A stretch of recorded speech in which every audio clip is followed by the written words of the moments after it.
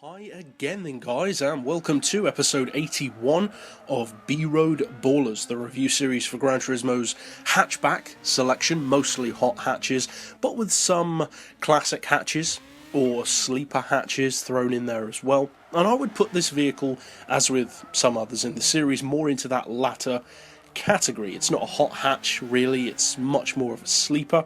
We do have a traditional hot hatch version of this car in the form of the Alfa 147 GTA. This particular car though is not the GTA, it doesn't have that much power, it's not that expensive, but could it potentially still be a useful vehicle? Because we also have the 147 Twin Spark, which is the facelifted version of the 147, it's also a full premium, and that version is a nice car. It's got great handling, it's fun to drive, you've got good visual upgrades, it's just a good all-rounder. What about this car though? Because this is also a 147, but it's a lower grade model, and it's a non-premium. It's also a pre-facelift 147. So what can you expect from this car? Is it worth checking out? Etc. Well, first of all you have the price. This car costs just over 30 grand, which isn't too bad.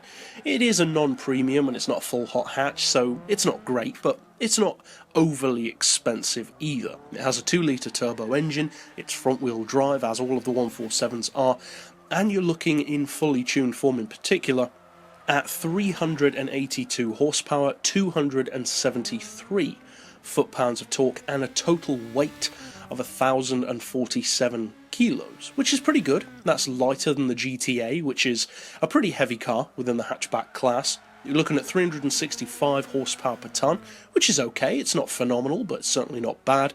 And the maximum PP, well, as with some vehicles, I would say it's a bit too high, considering what it can do at 511. But it's not ridiculously high. I would say that this car would be more adept at, say, maybe 502 pp. Something like that would be more justified. But even as is, it's not a bad car at that level. I would be wary of racing it too much, especially considering how good other cars can be at that level. But it's not ridiculous. It's certainly not as overblown as something like a Red Bull Junior, which is ridiculous. Now, the question is, how does it compare? Not just to hot hatches in general, but probably more importantly to the other 147s.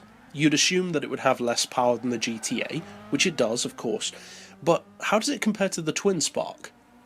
Well, overall, I would say that it has certain advantages and disadvantages. The disadvantages are fairly obvious. It's not a premium. That's a big disadvantage for some people. You don't get the detailed interior. The car itself doesn't look as good. It has those GT4 style graphics. And the handling in particular, I would say, is not quite as sharp as the Twin Spark version. And that's not surprising. Premiums do generally feel better to drive. They have more of a feel of quality to them, they feel more responsive generally speaking, and they just feel as though more effort has been put into really rendering the car in a performance way into the game, being an accurate representation of what the car should feel like. Whereas this car, and most non-premiums in general for that matter, don't feel quite as sharp in that way. The handling certainly isn't bad, but it's a little more dulled and a little heavier around corners. It's not a heavier car, certainly not a heavy vehicle in general, but it feels heavier.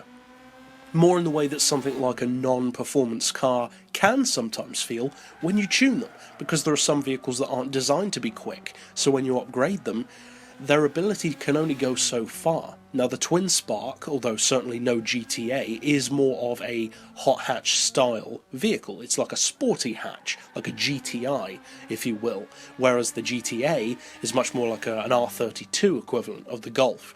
Whereas this, well, this is just like a Golf GT in comparison. It's not a super hot hatch, it's more of a lower level hot hatch.